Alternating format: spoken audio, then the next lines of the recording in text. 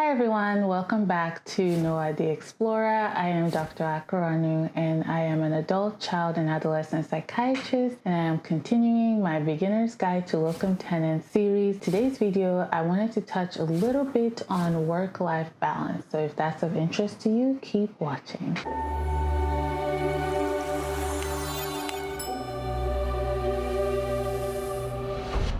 Work-life balance for me has always been a term that didn't really mean anything to me because I was a resident and a fellow in training. So there are strategies and there are ways to maintain your wellness as a resident, but when you're working way too much, there's only so much you can do. And I'm tired of people trying to pretend like it's normal. Residency is not normal. Fellowship is not normal. There is no work-life balance. Stop. I hate to say it because this term is so overused in pop culture and it's almost losing its meaning, but we're being gaslighted, okay, as trainees to say, oh yeah, come to this wellness lecture and learn how to be well as a trainee. Meanwhile, we'll keep working you for 80 hours a week and sleep depriving you. But by all means, gosh darn, come to this wellness lecture at 8 a.m. Okay. Okay. I digress. If you spend enough time with me on this, this platform, you will come to understand my sense of humor. It's very dry, sarcastic, sometimes morbid. Welcome. So yeah, work-life balance, I just felt gaslighted as a trainee every single time. I'm like, how? You work me to the bone. I don't sleep. But now that I'm done with training and working as a locum tenens physician, one of the benefits is I get to create my schedule. It's so flexible. You work when you want to work, and if you don't want to work, you don't work. It's very flexible, and that's why I like doing my current job as a locum tenens psychiatrist. Another thing I'll say is you want to kind of have one main assignment and maybe one as needed assignment. So try and get credentialed at multiple places because credentialing is the bottleneck. Credentialing will take a very long time. Getting a state license takes a very long time. Try and get a couple of state licenses, get credentialed, and maybe have one main assignment and then something as needed so that if your main assignment ends or your as needed assignment ends, you still have one to fall back on. Now, I hope both of the assignments don't end at the same time because then at that point, you can't help it. You'll be in my shoes where you are forced to take a little break while you get your next assignment.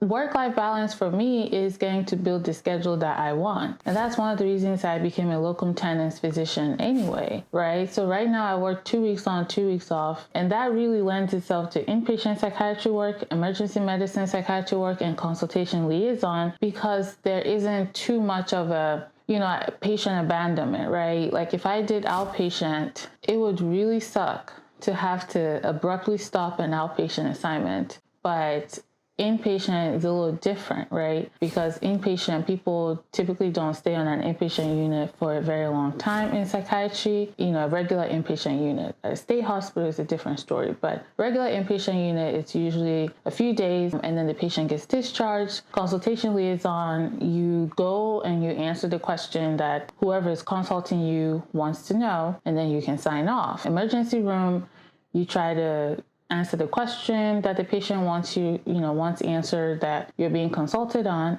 and then you sign off. So those settings typically work well for my schedule of me coming in every 14 days and being off every 14 days. When I'm at work, I'm at work. I work. My hours are not 8 to 5, okay? I work during the day. I work on the weekends. I'm on call overnight. I can get called back into the hospital at 2 a.m.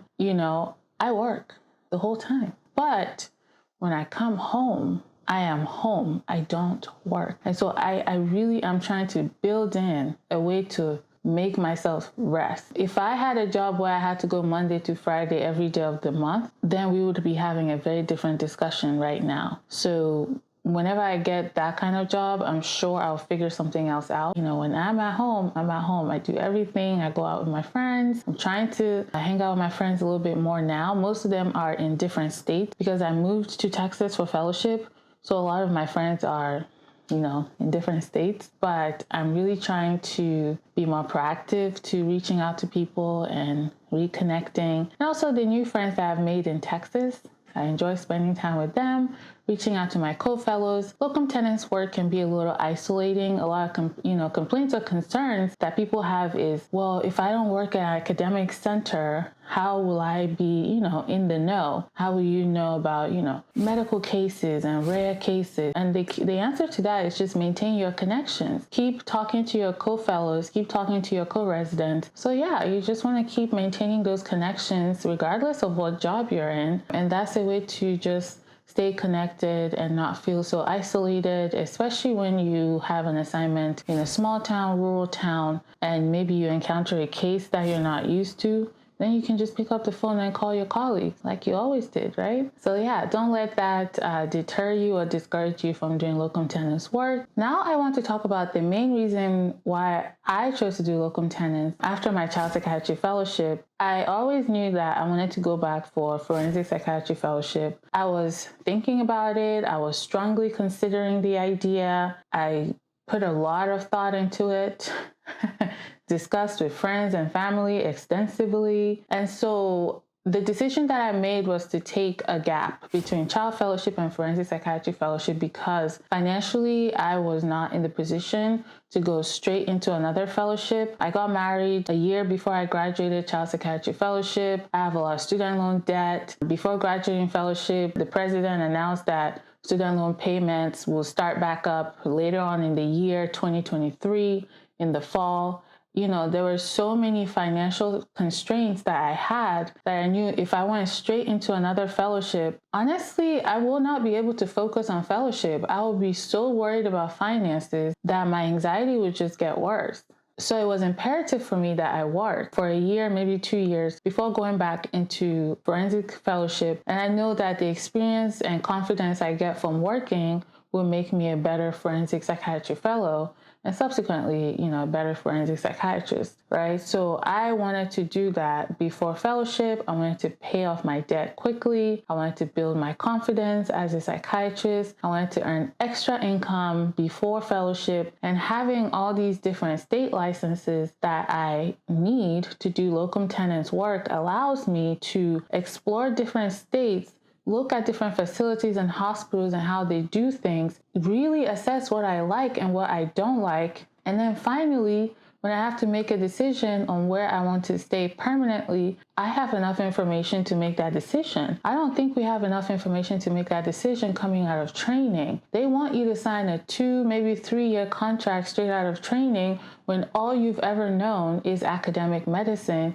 where you trained at. So those were my reasons to do locum tenens psychiatry work before going into my second fellowship. And if you're thinking about it, please do it. Even if it's just for 1 year, please do it. Go ahead and get started looking at the information that I've already provided, looking online, and just joining those Facebook groups I mentioned in my first video on this series, and getting all the information you need. And even after that, you decide you don't want to do locums, that's fine. You have learned valuable information that you can apply into your contract negotiation for your permanent job. So I hope this was helpful, and I'll see you in my next video.